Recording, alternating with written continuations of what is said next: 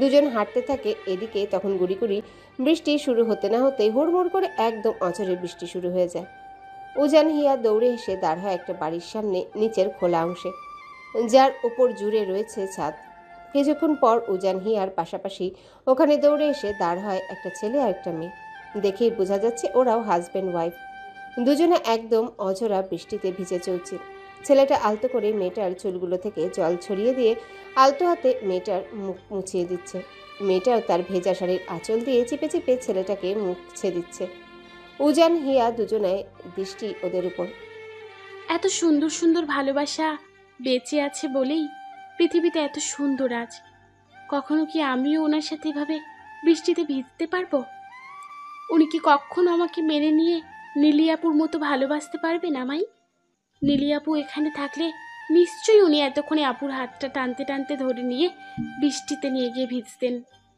নিজ মনে কথাগুলো ভাবতে ভাবতে হিয়ার চোখটা যায় উজানের মুখের দিকে। উজানের চোখ ভর্তি জলে, এক ফোঁটা জল গড়িয়ে পড়ছে গাল বেয়ে চিবুকের কাছে। হিয়ার চোখের উপর চোখ পড়তেই উজান পেছনে ঘুরে আলতো হাতে ওর চোখটা মুছে নেয়।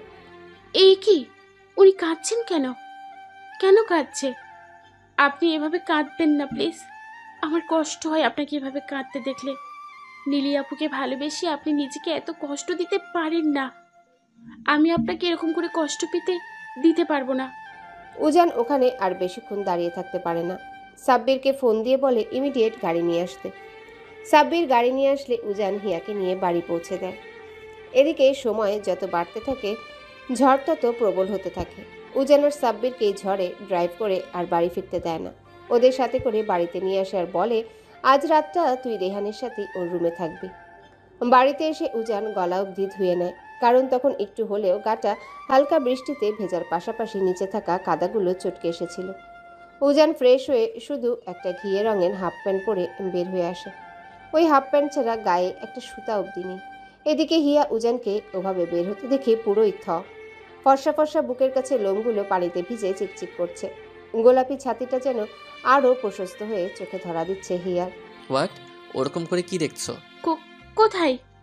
কিছু দেখছি না তো। কি দেখবো? হ্যাঁ, তা ওরকম ভেজা জামায় দাঁড়িয়ে না থেকে স্নান করবা না, ফ্রেশ হবা, হয়ে আসো। যাচ্ছি। হিয়া কি বলবে না বলবে কিছু না বুঝে ধুম করে ওয়াশরুমে ঢুকে যায়। গাটা ম্যাজ ম্যাজ করাতে উজানের দেখা দেখি সে নিজেও স্নান করে নেয়। কিন্তু তখন তো ওয়াশরুমে যাব বলল আর ঢুকে পড়ল। জামা কাপড় যে কিছুই নিয়ে এলো না এখন। এই তো দেখছি মহাজালা। এখন কি পরবো আমি? সব তো ভিজিয়েও রাখলাম আবার। কেন যে তখন ওনাকে ওরকম করে দেখতে গেলাম। ধুর। হিয়া কিছু উপায় না পেয়ে সাদা তোয়ালেটা গায়ে পেঁচিয়ে নিয়ে দরজাটা হালকা খুলে উজানকে আলতো করে ডাকে। কিন্তু উজানের কোনো সাড়া আসে না। দু চারবার ডাকার পর হিয়া আলতো করে মাথা বের করলে দেখে উজান রুমে নেই। হিয়া একটা দীর্ঘশ্বাস টেনে টপ করে বেরিয়ে আগে গিয়ে ঘরের দরজাটা লাগিয়ে দিয়ে আসে। তারপর বিছানার সাইডে রাখা লাগেজটা থেকে একটা জামা বের করে যেই পেছনে ঘুরে এক পা বাড়াবে অমনি সামনে ব্যালকনি থেকে হেঁটে আসা উজানের সাথে ধুম করে ধাক্কা খেয়ে পা হড়কে উজান সহ বিছানার এক কোণে ধপ করে পড়ে যায়। আসলে উজান তখন কানে হেডফোন গুঁজে ব্যালকনিতে দাঁড়িয়ে গান শুনছিল বিধায় হিয়ার ডাক শুনতে পারেনি। আর হিয়া যে বেরিয়ে রুমের সাথে ব্যালকনিটাও একবার চেক করবে সেই হুঁশ ওই মুহূর্তে ওর ছিল না। হিয়া নিচে, উজান হিয়ার উপরে। উজানের এক হাতে লেপ্টে আছে হিয়ার কোমরে, এক হাতে হিয়ার মাথার এক পাশ দিয়ে সামনে। হিয়ার এক হাত উজানের তোলে আর এক হাত আঁকড়ে ধরে আছে বুকের কাছে তোয়ালটার কাছে। এর কম খোলা গায়ে ঘুরে বের হচ্ছ কেন? রুমে কেউ এসে দেখলে? রুমের দরজাটাও তো লাগিয়ে দিয়ে আসলাম। আপনি কোথায় ছিলেন? ব্যালকনিতে? আমি যে কতবার করে আপনাকে ডাকলাম, শুনতে পাননি? গান শুনছিলাম, শুনতে পারিনি? ঠিক আছে। চুলের একই অবস্থা করে রাখছো, মাথাটাও মুছনি ভালো করে। জ্বর বাঁধিয়ে কাল কলেজ না যাবার প্ল্যান হচ্ছে? না, তা কেন হতে যাবে? আমি জামা নিয়ে যেতে ভুলে গিয়েছি, তাই তোয়ালে দিয়ে। ঠিক আছে, উঠো। উজান হিয়ার উপর থেকে উঠে গেলে হিয়া ওর এক হাত বুকের কাছে দিয়ে উঠে দাঁড়াতে যাবে অমনি উজান হিয়ার এক হাত টেনে হিয়াকে আবারও বিছানায় বসিয়ে দেয়। আলতো হাতে হিয়ার পেছনের ঘাট থেকে চুল সরিয়ে সামনে মেলে দিতে হিয়া কেঁপে ওঠে। এই প্রথম উজানের স্পর্শ ওর হাত বাদ দিয়ে শরীরের অন্য খোলা অংশে। বুকের কাছে হাতটা আরও শক্ত করে চেপে ধরে জোরে জোরে শ্বাস নিতে শুরু করে হিয়া। ঘাড়ের নিচে কি হয়েছে? এটা রক্ত রক্ত লাগছে কেন? কোথাও ব্যথা পেয়েছিলা? হ্যাঁ মানে না, ব্যথা না। ওই আসলে তখন ওই তাড়াহুড়ো করে জামা খুলতে গিয়ে মাথার কাঁটার হুকটা হালকা গুঁতো লেগে কেটে গিয়েছিল। রক্ত বেরোচ্ছে নাকি? আমি তো আর পেছনে দেখতে পাচ্ছি না। এত কেন কেয়ারলেস তুমি হিয়া? এটা আমি খেয়াল না করলে তো ওরকমই পড়ে থাকতো। পরে রক্ত জমে গিয়ে ইনফেকশন হলে খুব ভালো হতো। আমি কি করে জানবো? উজানের কথা না বাড়িয়ে ফার্স্ট এড বক্স এনে খুব যত্ন ভরে হিয়ার কাটা জায়গাটা ব্যান্ডেজ করে দেয়। হিয়া কাঁদবে না হাসবে কিছুই বুঝতে পারছে না। কতক্ষণ সে তোয়ালে খুলে জামাটা চেঞ্জ করবে, এটাই হচ্ছে এখন ওর মূল কাজ। উজানের ব্যান্ডেজ করা হবার সাথে সাথে হিয়া ওর পাশে পড়ে থাকা জামাটা নিয়ে ওয়াশরুমে ঢুকে চেঞ্জ করে বাহিরে আসে। রাত এখন প্রায় 2টো। বাহিরে তুমুল ঝড়, সবকিছু লণ্ডভণ্ড হয়ে যাবার উপক্রম। বাজ পড়ছে থেকে থেকে, বজ্রপাতের শব্দে জানালার থাই থেকে শুরু করে সব কাঁপছে। রাজা, তোরা ঠিক আছিস তো রুমে? ব্যালকনিতে যাস না কিন্তু, গেট লাগিয়ে রাখ। ইয়াকে কিন্তু দেখে রাখিস, ভয় যেন না পায় আবার। মা রিহানকে বলো রহিম চাচাকে ফোন করে বলতে জেনারেটরের লাইনটা অফ করে দিতে। বলা যায় না যা ঝড় হচ্ছে। হ্যাঁ, বিহান বলেছে ফোনে। আমি জিনির কাছে শুতে গেলাম, ও ভয় পাচ্ছে। তুই হিয়াকে দেখে রাখ কিন্তু। ঠিক আছে। হুম। হিয়া ভয় করছে। হালকা।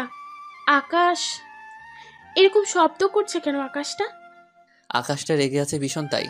আপনার রাগের চাইতেও কি বেশি রাগ নাকি আকাশটা রাজ?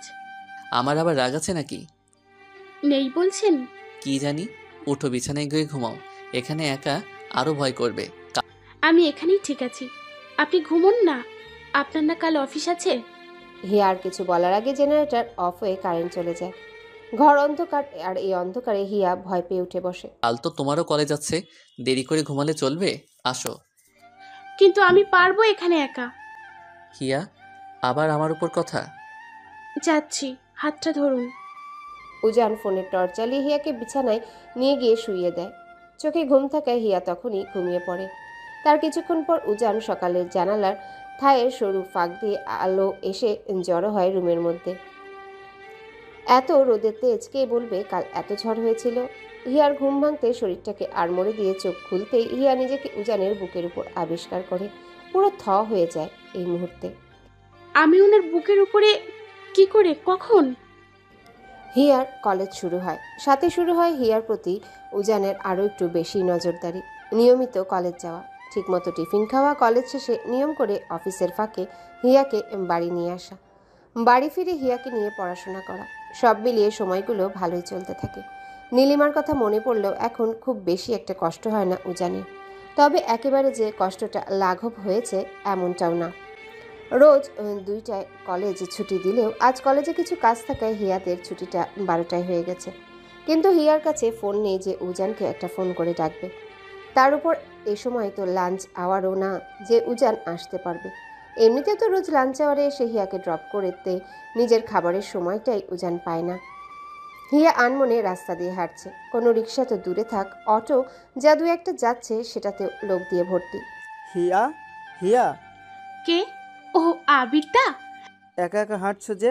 আজ উজান নিতে আসেনি?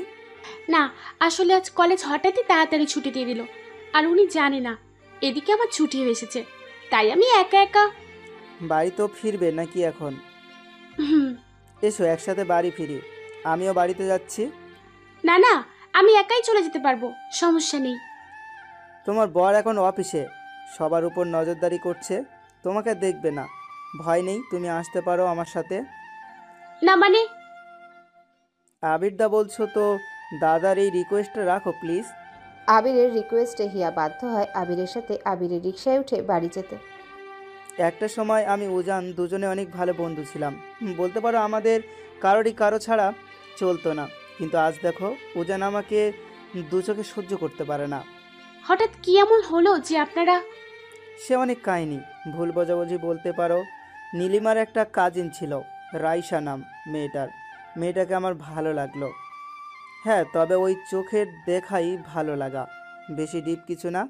কিন্তু হঠাৎই সেদিন ওই কলেজ ফাংশনে মেয়েটা আমার উপর এলিগেশন দিল আমি নাকি তার সাথে রুমের মধ্যে অসভ্যতামি করেছি।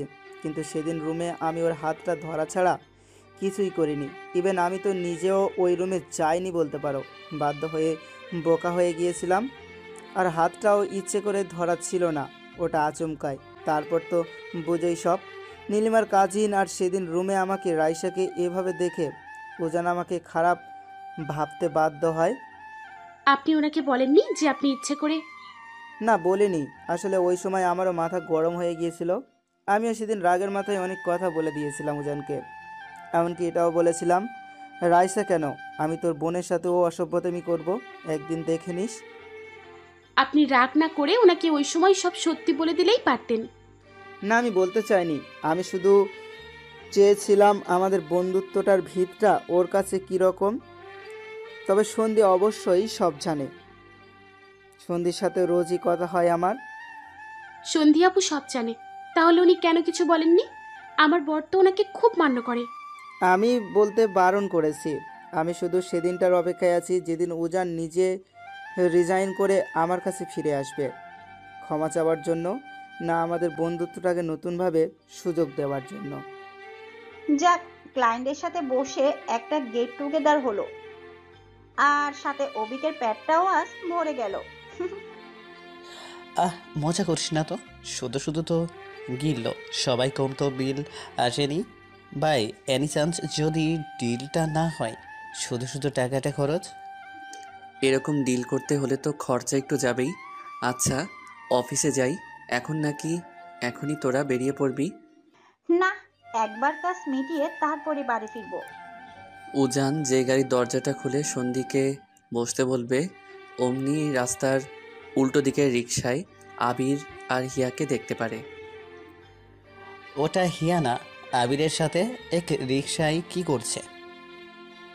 কি আবার করবে উজান? সন্ধি, গাড়িতে বস। আমার কথাটা তো শোনো। আমি তোকে গাড়িতে বসতে বলেছি। এরকম শুধু চোখের দেখায় হিয়াকে জাস্টিফাই করিস না প্লিজ। হিয়াকে জাস্টিফাই করছি না, শুধু জানি আবির আমার উপর রাগ মেটাতে হিয়াকে কষ্ট দিতে দুবার ভাববে না। তোকে সত্যি আমি কিছু বলবো না। মাঝে মাঝে তোর কথা শুনলে মনে হয় তুই আবিরকে শুধু ভুল বোঝার জন্য জন্মেছিস। কথাটা বলে সন্দীপ ঠাস করে গাড়ির দরজাটা খুলে বসে যায় গাড়িতে। উজান আর নীলিমার সম্পর্কটা সত্যি অন্যরকম ছিল। ছোট থেকে একসঙ্গে পড়তাম আমরা সবাই, বাট উজান আর নীলিমা পাকাপাকি রিলেশন শুরু করে কলেজ লাইফ থেকে। কলেজ লাইফে পেরিয়ে ভার্সিটি, মোটামুটি 8 বছরের একটা রিলেশনশিপে ছিল ওরা। দূর বোকা, ভালোবাসতো, অনেক ভালোবাসতো। আসলে নীলিমার ফ্যামিলি সম্পর্কটা মেনে নেয়নি, আর শেষে গিয়ে নীলিমা কেন বিয়েটা করেছে সেটাও আমার ঠিক এখনও জানি না। তুমি কখনো উজানকে কষ্ট দিও না হিয়া, ছেলেটা নতুন করে বাঁচতে শিখেছে, ওকে এভাবে ভালো রাখতে চেষ্টা করো। নামও এসে পড়েছি। রাতের দিকে হিয়া ওর সোফায় বসে বই পড়ছিল। এমন সময় উজান অফিস থেকে ফিরে এসে কারোর সাথে কোনো কথা না বলে নিজের রুমে গিয়ে টাইটা আলতো করে খুলতে শুরু করে। উজানকে দেখে রোজকার মতোই হিয়া তো মহা খুশি। হিয়া নিজ মন মতো উঠে এসে তোয়ালে উজানের রাতে পরা ট্রাউজার থেকে শুরু করে যা যা লাগবে হাতের কাছে এনে দিয়ে নিজ মনে একটার পর একটা কথা বলতে শুরু করে। কিন্তু উজান নিশ্চুপ। হিয়া বুঝে উজানের কিছু একটা হয়েছে, নালে উজান কম কথা বললেও কখনো তো এরকম চুপ করে থাকার মানুষ না। হিয়া এখন ভাবতে থাকে ও কী বলবে। আজও আবিরের সাথে বাড়িতে ফিরেছিল, যদি বকা দিয়ে দেয়। কিন্তু উজানের কাছে তো হিয়া কিছু লুকায় না। তাহলে স্নান সেরে উজান তোয়াল দিয়ে মাথা মুছতে মুছতে বের হয়ে বিছানায় গিয়ে চিত হয়ে শুয়ে বালিশে হেলান দিয়ে চোখটা বন্ধ করে। হিয়া গুটি গুটি পায়ে উজানের পাশে গিয়ে বসে পড়ে। কি দিয়ে কথাটা শুরু করবে তাই ভাবতে থাকে। কাল থেকে আবিরকেই বলো তোমাকে যেন নিয়ে আসে। আমার কাল থেকে আবার অফিসে অনেক কাজ শুরু, সময় হবে না তোমাকে আনতে যাবার। না, আমি তোমাকে আবার কি বললাম? আমি তো শুধু বলছি আমি ব্যস্ত থাকবো, তুমি বরং আবিরের সাথেই। কে আমি রাগ করার? তোমার উপর রাগ করবার অধিকার কি আদৌ আছে আমার হিয়া? ভুল তোমার না, ভুল আমার। আমি তো এই সম্পর্কটাকে, এই বিয়েটাকে এখনো মেনে নেইনি। তাহলে তুমি কার সাথে কোথায় বের হবা না হবা, কার রিকশায় করে বাড়ি ফিরবা, সেগুলো নিশ্চয়ই আমার পারমিশন নিয়ে করবা না? ভালো লাগছে না, একটু একা থাকতে দিবা? তুমি লুকোলে কি আমি জানতে পারতাম না? প্লিজ একটু একা থাকতে দাও, ভালো লাগছে না। আজ পাক্কা 2 দিন হয়ে আসে উজান হিয়ার সাথে প্রয়োজন ছাড়া একটা কথা বলাতে দূর, হিয়াকে আনতে পর্যন্ত হিয়ার কলেজে যায় না। শুধু ড্রাইভার আঙ্কেলকে গাড়ি দিয়ে পাঠিয়ে দেয়। হিয়ার আর এভাবে ভালো লাগে না, খুব কষ্ট হচ্ছে হিয়ার। কেন যেন উজান ওকে ভুল বুঝে এরকম বিহেভ করছে। ও তো চাইলে সব লুকাতে পারতো, কিন্তু সব বলার পরও না, হিয়াকে উজানের সাথে কথা বলতেই হবে। হিয়া শিশুসুলভ মনটা যে এরকম রাগ অভিমান বেশিক্ষণ নিজের মধ্যে চেপে ধরে রাখতে পারে না। ঠিক আছে বসো, আমি নিয়ে যাচ্ছি। ড্রাইভার আঙ্কেল হিয়াকে অফিসে নামিয়ে দিলে হিয়া 3rd ফ্লোরে মেন অফিসে উঠে যায়। অফিসটা কত বিশাল বড়, পুরোটাই থাই দিয়ে মোড়ানো। সিঁড়ির চারিপাশে শুধু বিভিন্ন ডিজাইনের বিল্ডিংয়ের ছবি, সাথে টবে লাগানো কত সুন্দর সুন্দর গাছ। হিয়া ওসব দেখতে দেখতে ভেতরে ঢুকে উজান কোথায় তাই খুঁজতে শুরু করে। তখন ছিল লাঞ্চ আওয়ার, সব কর্মচারীরা যে যার মতো বসে খাচ্ছে। আমি আসলে একজনকে খুঁজছিলাম। এই মেয়ে, ওদিকে বসের রুমের ওখানে কোথায় যাচ্ছ? না, আমি আসলে এখানে। ওখানে কেউ নেই, খুঁজতে হলে হল রুমে গিয়ে খোঁজো। যাও যাও, বের হও। আর এভাবে কলেজ ড্রেসে ঘুরে বের হচ্ছ কেন? তোমাকে তো আগে দেখিনি। কি মতলবে এসেছো? কাকে চাই তোমার? Security, security. এমন সময় উজান ওখানে এসে হিয়াকে দেখে প্রথমে হালকা অবাক হয়ে যায়, তারপর রাগি রাগি মুখ করে গম্ভীর কণ্ঠে, 1 সেকেন্ড, আপনি সিকিউরিটি ডাকছেন কেন? স্যার দেখুন না, মেয়েটা কি রকম, না বলে একদম ভিতরে চলে এসেছে। এই মেয়ে, দাঁড়িয়ে আছো কেন এখনো? তোমাকে বের হয়ে যেতে বললাম না? Stop, why are you behaving with her like this? She is my wife. Sorry sir, আসলে আমি জানতাম না উনি আপনার ওয়াইফ। So what?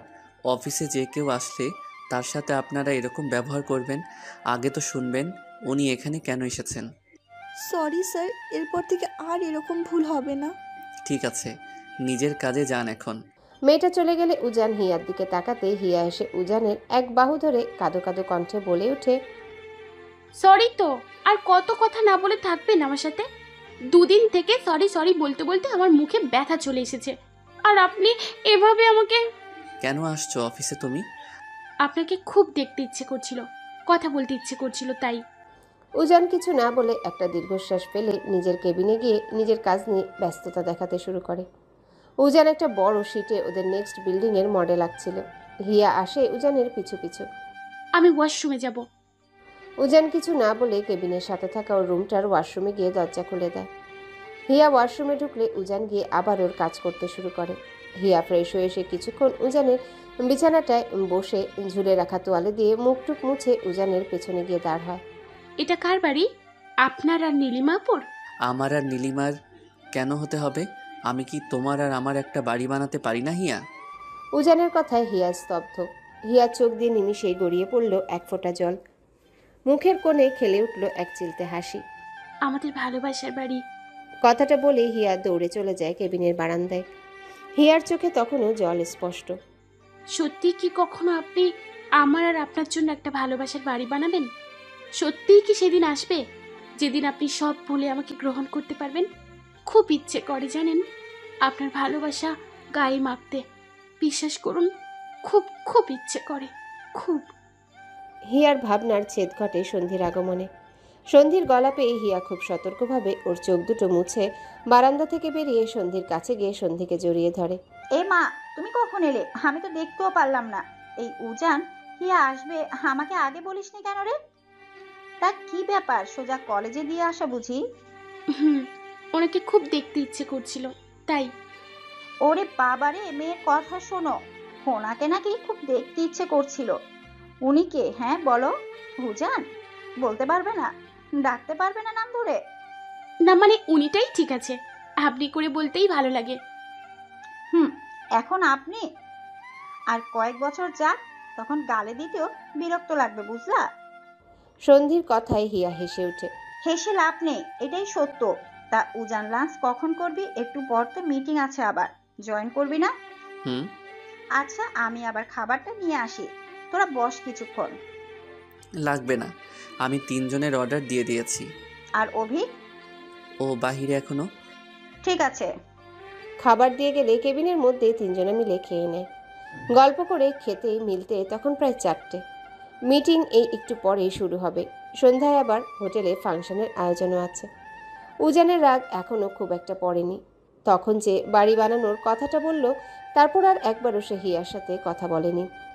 খাবার শেষ হলে সন্ধি ওর সব ফাইল নিয়ে মিটিং রুমে চলে যায়। উজানের রুমে টাই ঠিক করে চুলটা আরেকটু ভালো করে আঁচড়ে নিয়ে ওর ফাইলগুলো চেক করতে থাকে। হিয়া তখন উজানের অফিস রুমের ওই ছোট্ট বিছানাটায় বসে বসে ঝিমাচ্ছিল। কিছু লাগলে আমাকে একটা টেক্সট বা বাহিরে তাসফিয়া আছে, ওকে ডেকে জিজ্ঞেস করে নিও। আর হ্যাঁ, দরকার ছাড়া এই রুম বা কেবিন থেকে যেন এক পা বাহিরে বের হওয়া না দেখি। আমি তাসফিয়াকে বলে দিচ্ছি, আমি না ফেরা অবধি যেন ভেতরে কাউকে আসতে না দেয়। ক্লিয়ার?